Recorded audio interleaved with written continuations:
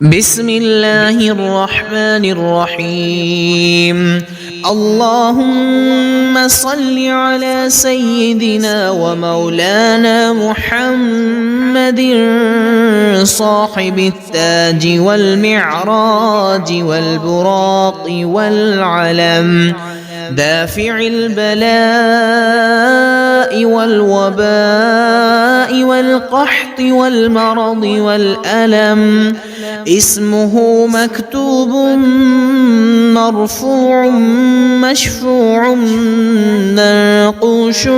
في اللوح والقلم، سيد العرب والعجم، جسمه مقدس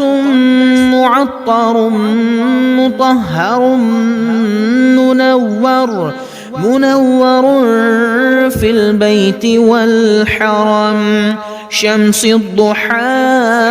بدر الدجى صدر العلا، نور الهدى كهف الورى مصباح الظلم، جميل الشيم شفيع الأمم، صاحب الجود والكرم، والله عاصمه وجبريل خادمه، والبراق مركبه والمعراج سفره، وسدرة المنتهى مقامه، وقاب قوسين مطلوبه، والمطلوب مقصوده، والمقصود موجود، سيد المرسلين خاتم النبيين شفيع المذنبين، أنيس الغريبين رحمة للعالمين، راحة العاشقين مراد المشتاقين، شمس العارفين سراج السالكين، مصباح المقربين محب الفقراء والغرباء والمساكين، سيد الثقلين نبي الحرمين إمام القبلتين،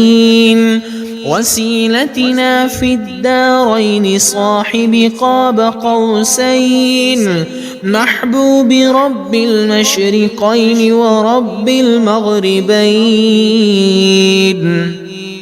جد الحسن والحسين مولانا ومولى الثقلين أبي القاسم محمد بن عبد الله، نور من نور الله، يا أيها المشتاقون بنور جماله،